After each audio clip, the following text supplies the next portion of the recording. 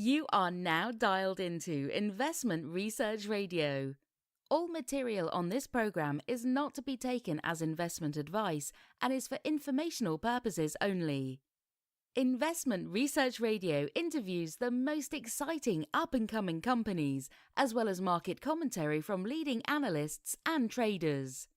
Now with your host, Ray Crowley. Welcome to Investment Research Radio. I'm your host, Ray Crowley, and today we have Kirk Shaw, CEO and founder of Wonderfilm, which is WNDR on the TSX.V. Wonderfilm's a media company. Thanks for coming on there, Kirk. Yes, thanks, Ray. So could you just tell us about Wonderfilm? And first, we could just start about your background. You've been quite the prolific film producer over the many years here. Could you just tell us about your background? Yeah, I started out wanting to be a journalist, and it was really about storytelling, and I evolved from being a journalist to producing audio productions. And then one day a museum called me and asked if I did video, and I said yes. And I started doing productions for video, which led me to documentaries and lifestyle. And then I kept walking around Vancouver, which is full of trucks for feature films.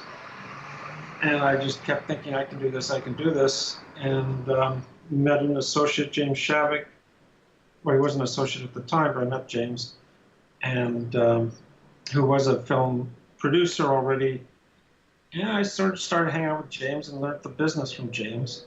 Then I produced one movie with my own money, which I still haven't got paid back on, but that movie led me to get two more movies sold. Two movies, Wildfire 7 and Killer Bees, two disaster movies. And then 230 movies later, here we are. Wow, that's amazing. So you've worked with quite a number of A-list actors, and I guess you've been able to really build something. I guess you've been able to build a lot of experience in the industry, and I was just wondering if you could touch on sort of how Wonderfilm came to fruition. Yeah, well, just back before we get to Wonderfilm with the A-list actors, the first important actor that I worked with was Sharon Stone, and there was a movie she was attached to, which I took over and financed. And the agents in Los Angeles wanted to see how we could handle, if they could trust me with an A-list actor. So, getting Sharon Stone in, treating her properly, protecting her, making sure the shoot goes well, the film turns out, and sending her back to Los Angeles, and she reported, positive things from her experience with us, opened the door for me personally to be able to get access to Bruce Willis, Nick Cage, John Travolta, Charlize Theron, Ray Liotta, and so on. But she was actually the first important actor that we had to deal with. So, going along producing movies, we've been functioning as a private company. 18 months ago, a friend approached me and said, well, how would you like to go public? And I looked at going public before and sort of started down the path and resisted it because of consolidated financial statements scared me. Where you have to, because every movie is a separate company. So if you're producing 15 movies in a year, that's 15 separate financial statements that all have to be consolidated into one statement and everything audited. So that was sort of the reason I didn't go before. We discussed how to handle the auditing. Basically what my associate said is, we won't buy your company, we'll just buy your library, which made the auditing and accounting sort of hurdle go away, because at that point I didn't have to go in reverse and audit 50 movies, get it all into one consolidated statement. Okay. So that they just bought my library. And so I also went to 3 friends in Los Angeles that are producers, and I asked them if they'd be interested in joining me in this public company, which are, Brett Saxon, Dan Grodnick, and Jeff Bowler, which are producers I've worked with in the past. they bought in and joined the company as well, and because I didn't want to be the only person bringing in the movies, and so we created Wonderfilm as a brand new company. What Wonderfilm got was it got all of our new and future business for free, and it just acquired our old business as a library acquisition transaction. So you have a sort of a So, selection of titles that you can draw from. so the company started out with a library that generates a few $100,000 a year, and it started out with a slate of 15 movies or $90 million of production for its first year as a brand new company. That's great. So we got listed last April at 32 cents.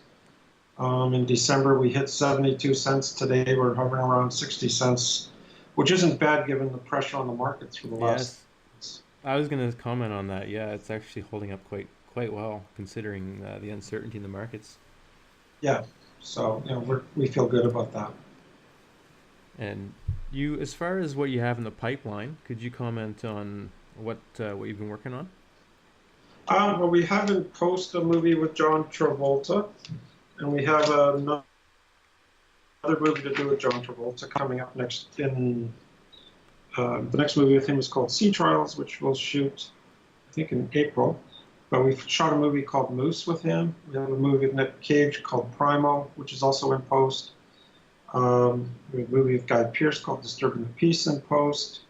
We're just shot a zombie movie,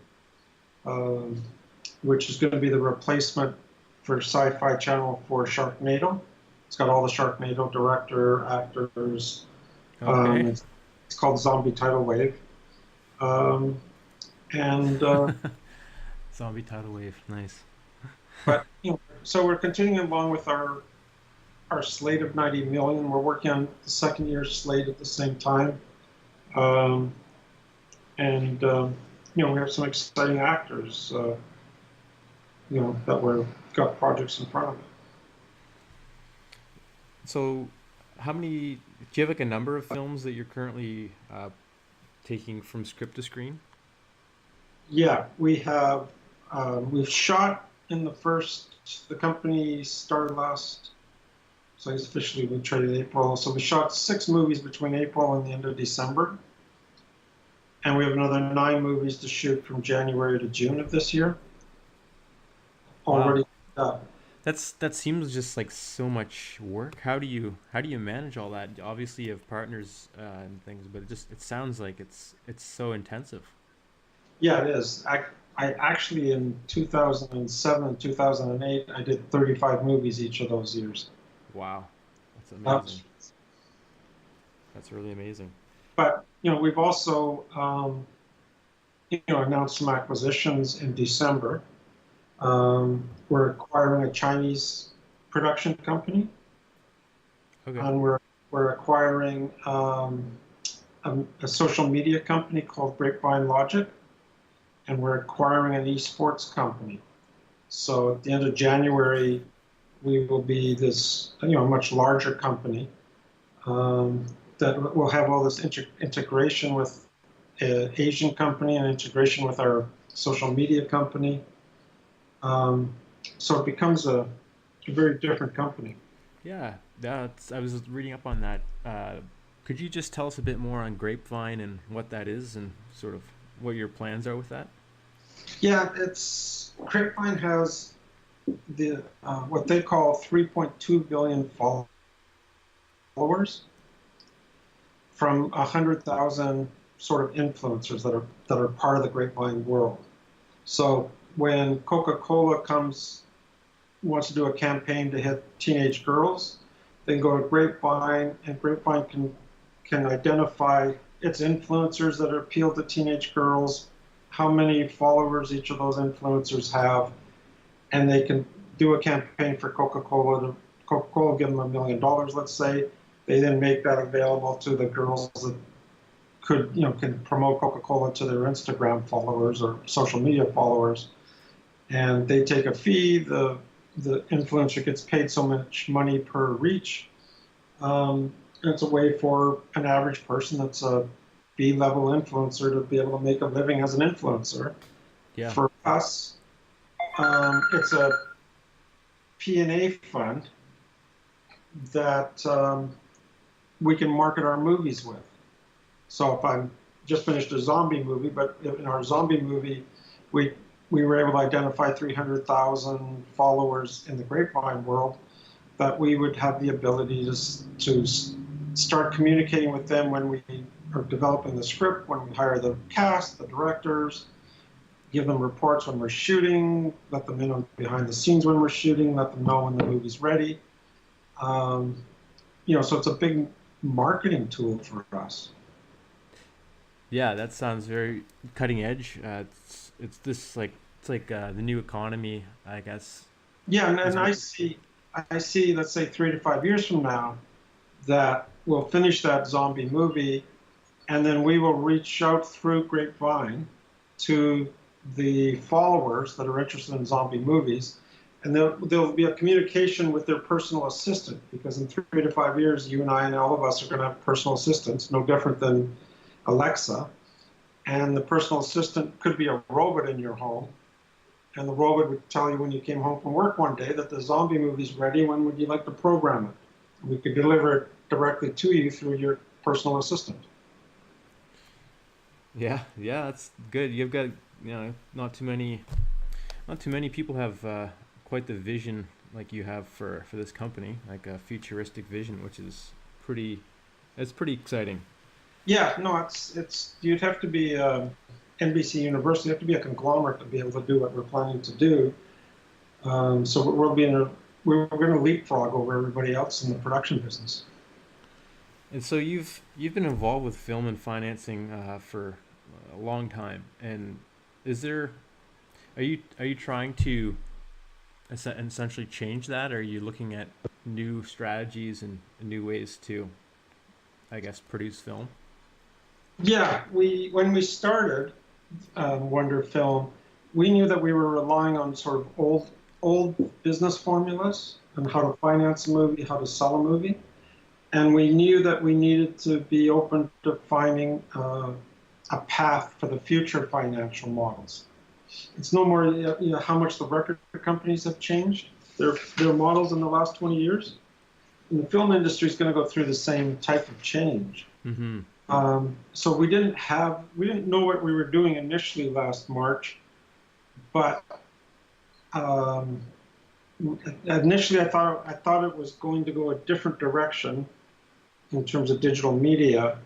But as I started to promote Wonderfilm and get interest in it and raise money for it, everybody wanted to know about, they either wanted a cannabis deal or they wanted a blockchain deal.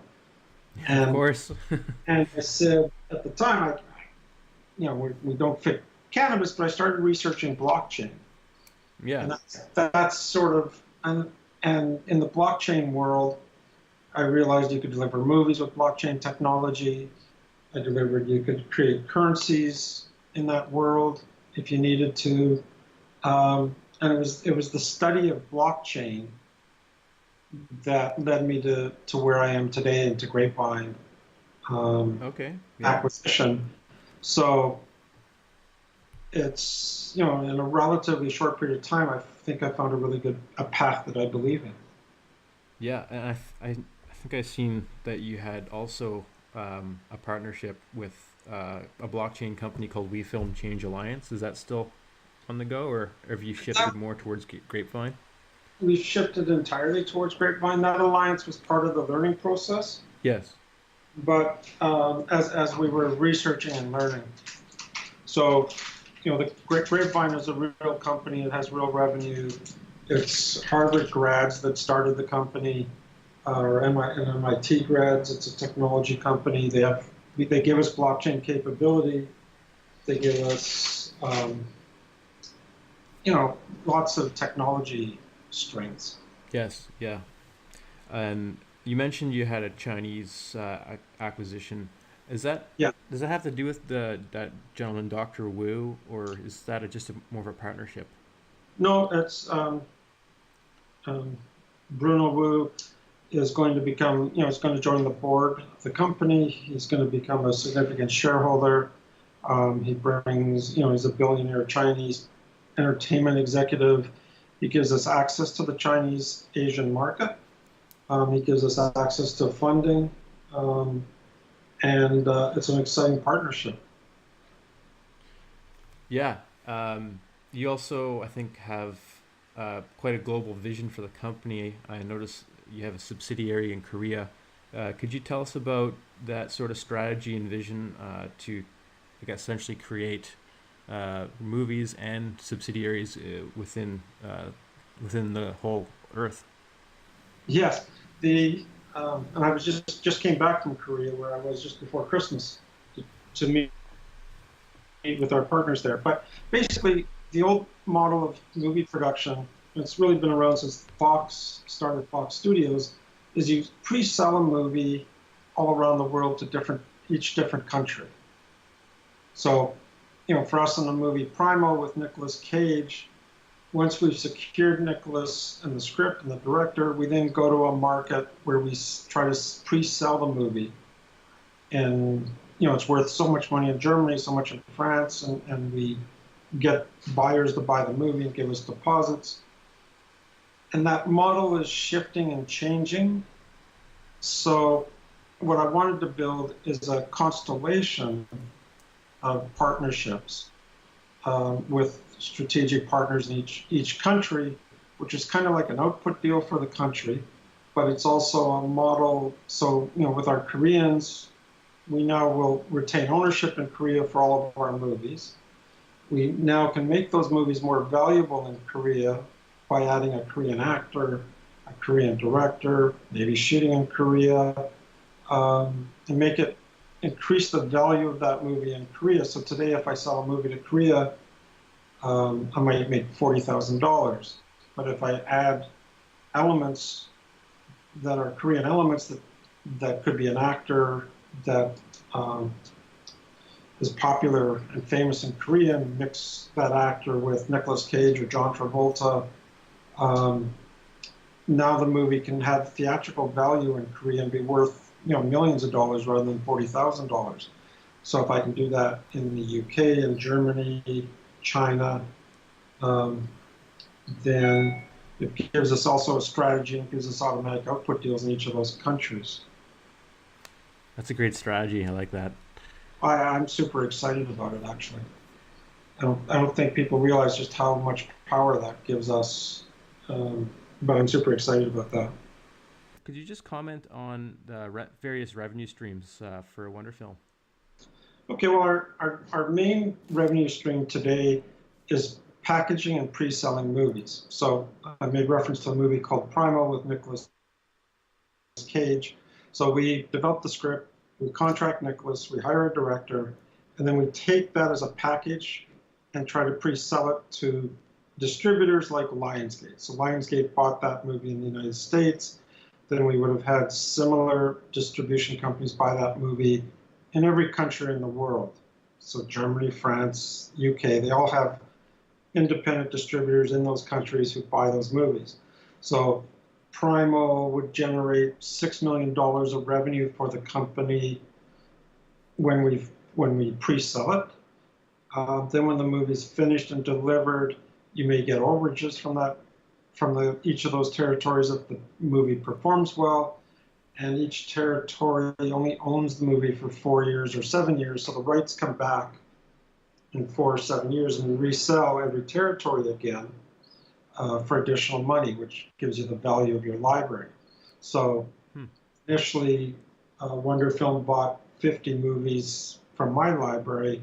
At the end of our first year, we'll now have 65 movies, and the library will keep growing, and this, the future revenue keeps growing off of that as well. And you had a budget for, was it $95 million for production? Yeah, in the first year of business. And could you comment on tax credits? Yeah. How that works? So generally, the film industry gets the benefit of tax credits from governments. So that if you're in Louisiana, as an example, the state of Louisiana uses tax credits to attract film business there. And so if you if I was to produce a movie in Louisiana, which I've done many times, I'll be able to recover maybe 30% of the cost of the movie from the state of Louisiana as a subsidy. Because when a movie comes to a state or a country, it spends a whole lot of money in a short period of time. There's like 100 jobs for every movie. There's a lot of visits to Home Depot, whether it's paint or 2x4s. Yeah. There's clothing, there's electricity, there's trucks, there's hotels, there's restaurants. It just really brings a lot to the economy. So states like Louisiana that are, may have suffered their economy a bit can use tax credits to attract movies there. Puerto Rico is a place that we produce as well, and it has, very advantageous tax credits if you want to come to Puerto Rico, which is where we shot Primal at. Canada is well known for its tax credits as well, but we don't show those tax credits as revenue, but they're part of our production budgets. The whole eSports world is just growing like wildfire. Have you got any sort of timeline when you might get involved with that? Yes, it's part of the acquisitions that we're closing right now is an expansion into eSports. I'm not allowed to release the details yet until we close the transaction, but I'm super excited to also include eSports as one of the services the company is involved in. And it's also very important to our Grapefly Logic transaction to bring the eSports into that as well. So it's going to be, and I think eSports is going to be it's going to replace cannabis and blockchain as one of the key areas that investors want to invest in. Yeah. It's definitely growing. We're going to have a whole separate department. Lennox Lewis is going to be involved. Stephen Marbury, the basketball player, is also going to be involved. It's a whole exciting opportunity that we're including. I was wondering if you could tell us a bit about the film industry in general. I'm actually just curious about the history of Canadian film, its sort of reputation, where it's been, and sort of where it's going. Is it possible you could just comment on that? Well, first off, in terms of content, I'm in the content creation business, mm-hmm. and that's an endless business. People always want content. The demand for content today is greater than it's ever been, and so we're in a business. I'm in a business that needs content every month. In Canada, Canada really led the way in content creation because of the government with National Film Board and CBC, and the government's commitment to the industry. And the government was one of the first to introduce the concept of tax credits. And Canada put the tax credits together, I think, extremely well in terms of the strategy of how they pay out and how they support the Canadian industry and Canadian labor. And Canada really just became Hollywood North in the case of Vancouver, because we're 2.5 hours from LA. It's cheaper. You also have the benefit of the Canadian dollar besides the benefit of the Canadian tax credits. And tax credits have been a key part of the growth of the industry in Canada. And any last comments as far as any key catalysts that you see for Wonderfilm in the coming months? I think it's got an exciting future. I think the marriage with Grapevine puts us not just as an entertainment content creation business where we can be in the entertainment delivery business, where we will have our own marketing P&A fund as part of our own company. I think the creation of Instagram was an amazing creation, and we're going to be controlling one of the biggest companies in that space that control delivery content through social media outlets like Instagram. And that's literally going to be part of our company. That's really exciting. Thanks for coming on. All the best for 2019. Yes, thank you very much.